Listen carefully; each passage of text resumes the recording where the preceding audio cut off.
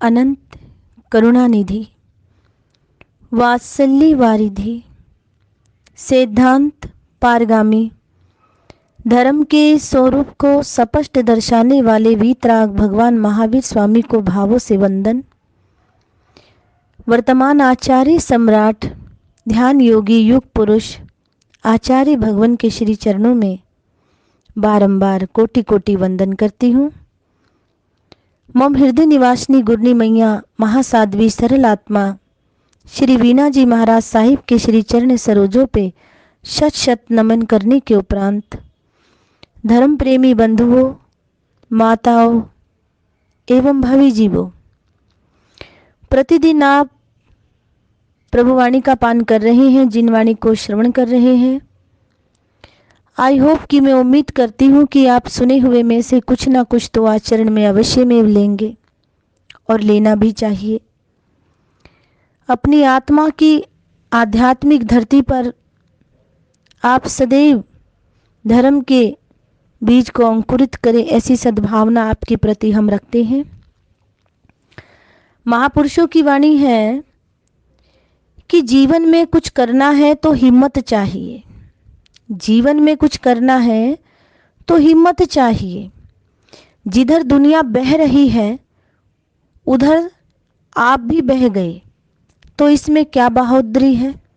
इसमें क्या बहादुरी है आपकी? गंगोत्री से गंगा सागर की यात्रा तो मुर्दा भी कर लेता है, लेकिन गंगा सागर से गंगोत्री की यात्रा करने के लिए भुजाएं चाहिए। जिधर दुनिया बह रही है उधर आप भी बहोगे तो मुर्दा कहलाओगे। और कहा गया है कि प्रवाह के विरुद्ध बहना सीखो, डूबना तो मुर्दों को भी आता है।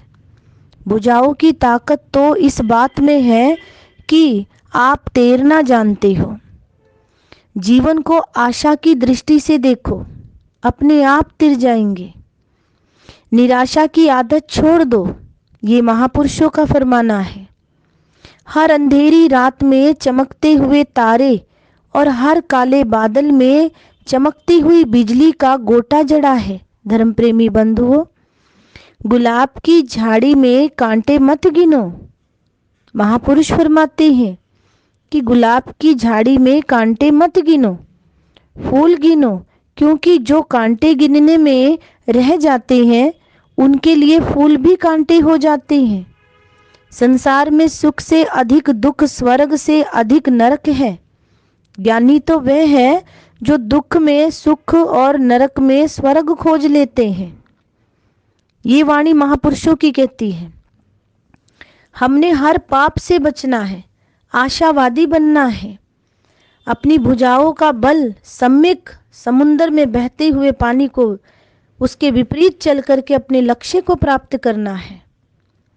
ना किसी बुराई में पड़ना है और ना ही बुराई में रहने वाले की कुछ बात सुननी है। जैसा कि निंदा करना पाप है, निंदा सुनना और भी बड़ा पाप है। अगर कोई व्यक्ति अपने घर का कचरा आपके घर डाल दे तो क्या आप उससे खुश होंगे? उसे चाय पिलाओगे? नहीं ना। तो फिर जब कोई व्यक्ति आपके सामने किसी की निंदा करता है तो आप खुश होकर उसे क्यों सुनते हो? वह आपके कान में कचरा डाल रहा है, गंदगी डाल रहा है, आपकी भी भावना को खराब कर रहा है और आप खुश हो रहे हो। आप जैसा कोई नहीं। ये मूर्खता है, निंदा नहीं सुननी। और हाँ, अगर फिर भी निंदा सुनने का शौक है तो एक काम करिए। ये महापुरुषों की वाणी है, ज्ञानी चिंतन आत्मा बता रही है। किसी महापुरुष ने कहा है कि आप एक काम करिए, अगर निंदा सुनने का शौक होता है तो उस व्यक्ति के लिए कहा गया है कि अपने कान के ऊपर के हिस्से में डस्टबिन और नीचे use me please, please use me भी लिखवा लीजिए।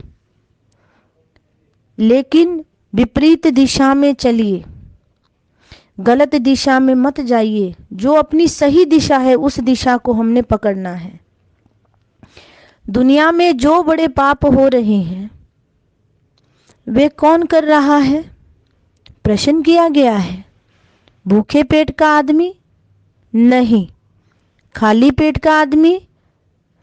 खाली पेट का आदमी पेट भरने के जितना ही पाप करता है, लेकिन ये जो भरे पेट का इंसान है ना, वे पेटी और कोठी भरने जितने बड़े बड़े पाप करता है। महावीर वाणी है, महावीर वाणी है धर्म प्रेमी बंधुओं, ईमानदारी से पेट भरा जा सकता है, पेटी और कोठी नहीं। याद रखना, आदमी पहले तो अमीर होने के लिए बड़े पाप करता है और फिर अमीर होकर के अपनी मौज मस्ती के लिए पाप करता है, जो करना नहीं है। ये हिंसा है, मन की हिंसा, वचन की हिंसा, काया की हिंसा। हिंसा चाहे कोई भी है तो हिंसा। हिंसा के विषय में आगमों में बहुत ही एक शिक्षाप्रद वार्ता आई है। कहा गया है, इस बड़ी और छोटी हिंसा के विश्लेषण को और अधिक स्पष्ट करने के लिए महापुरुषों ने अपनी वाणी में एक व्याख्या फरमाई है और वो व्याख्या आपके समक्ष रखना चाहूंगी। एक उदाहरण आपके समक्ष रख रही हूं। वह है कौणिक और चेड़ा राजा यानी कि चेटक राजा के युद्ध का। भगवान महावीर के समय का ये बहुत बड़ा भयानक युद्ध था धर्म प्रेमी बंधुओं, माताओं, भवी जीवों, जिसका उल्लेख तत्कालीन धर्म परंपराओं के साहित्य में है। सुप्रसिद्ध वैशाली गणतंत्र के मान्य अध्यक्ष राजा चेटक एक महान 12 व्रतधारी श्रावक थे।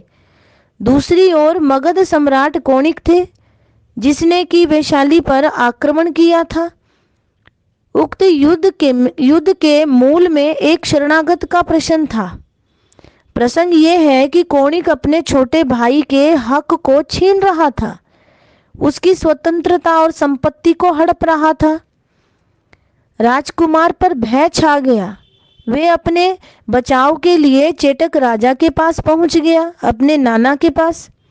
शरणागत के रूप में कौणिक को जब ये मालूम हुआ कि वह वैशाली के चेटक राजा के पास पहुंच गया है, तो उसने चेटक राजा को ये कहलवाया कि तुम उसको यूं का यूं वापस लौटाओ, अन्यथा इसके लिए तुम्हें युद्ध का परिणाम भोगना पड़ेगा। राजा चेटक ने शरणागत की रक्षा में युद्ध का वर्ण किया। भयंकर युद्ध हुआ, लाखों ही वीर काल के गाल में पहुंच गए। स्वयं चेटक नरेश भी वीर गति को प्राप्त हुए।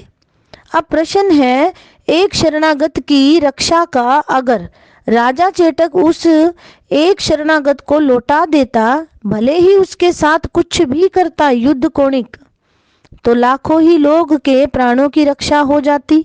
यदि राजा चेटक हिंसा अहिंसा का वे विश्लेषण करता, जैसा कि आजकल कुछ लोग अपने मस्तिष्क में इस प्रकार की विचारधारा रखते हैं, तो उसके मुताबिक ये अवश्य ही राजकुमार को वापस लौटा देता।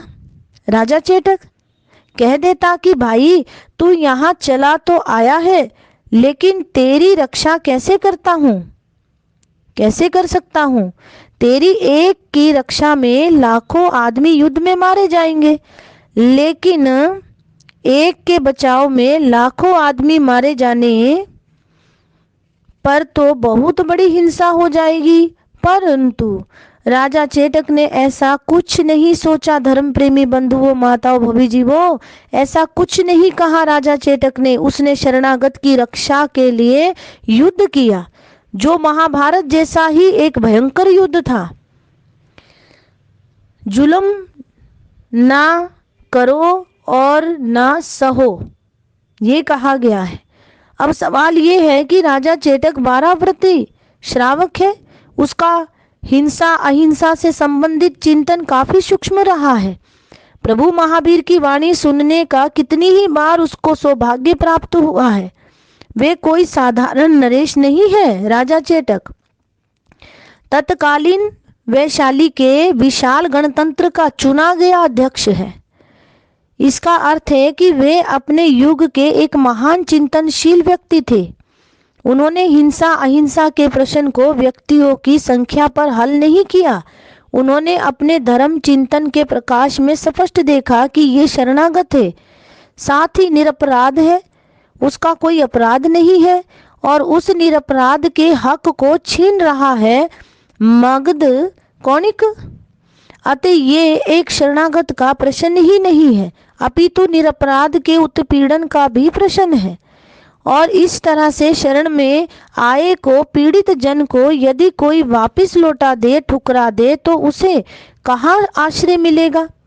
कल्पना कीजिए, एक इंसान चारों तरफ से घिर जाता है, सब ओर से मौत घेरती है, भयंकर निराशा के क्षण होते हैं।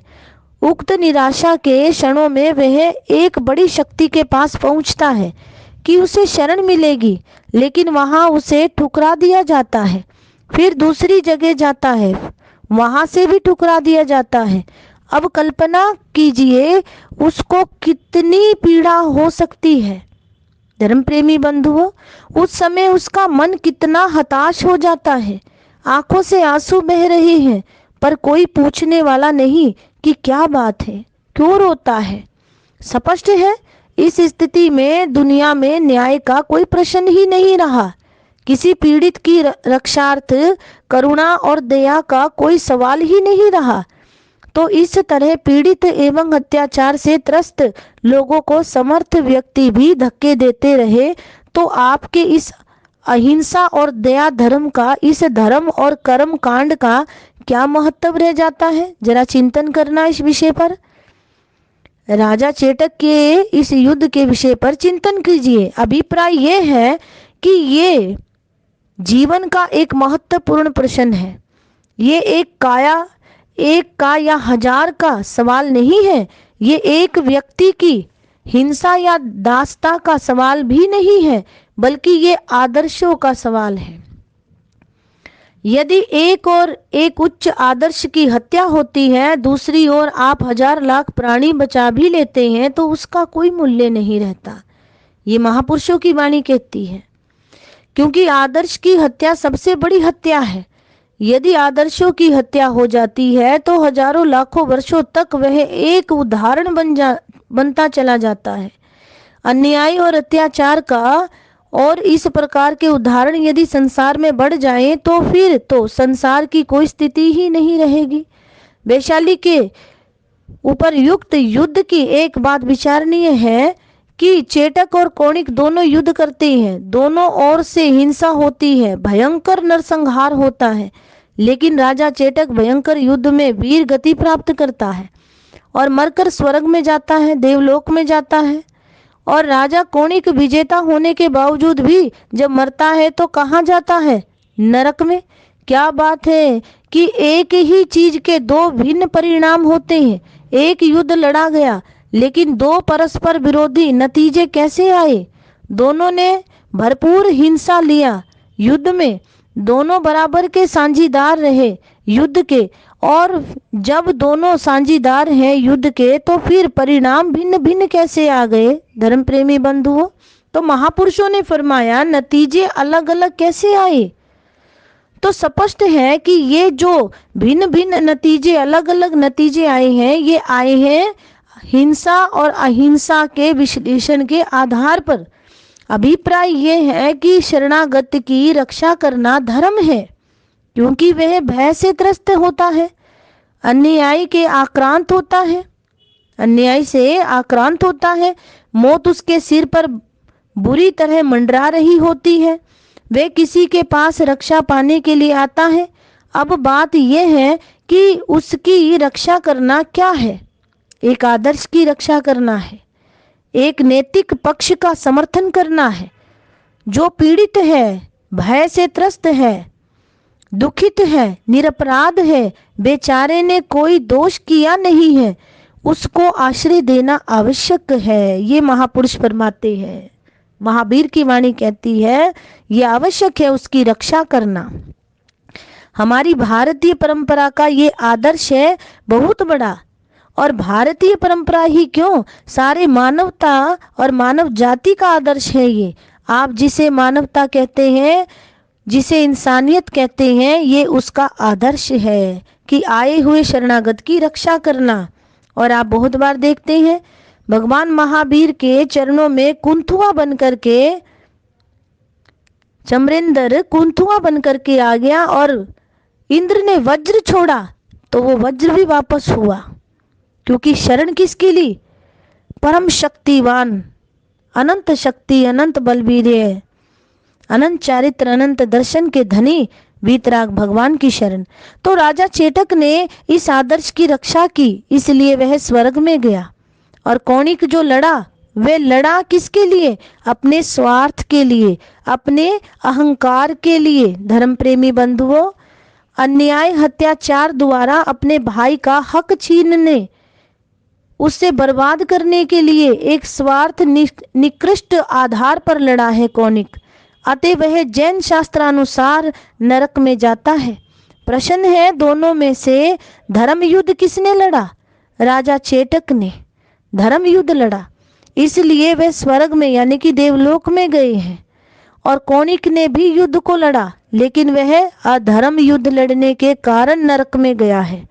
ये बात यदि आपके ध्यान में स्पष्ट हो जाती है तो विचार कीजिए कि हिंसा और अहिंसा के प्रश्न केवल बाहर में नहीं सुलझाए जाते, केवल बाहर में नहीं सुलझाए जाते हैं, वे सुलझाए जाते हैं अंदर में, अंदर के चिंतन में, प्रवृत्ति का मूल वृत्ति में है। अतः वृत्ति में ही हिंसा अहिंसा का विश्लेषण होना चाहिए। वीतराग भगवान की वाणी, ये सत्य घटना इतिहास की, जैन आगम की आपके समक्ष रखी है।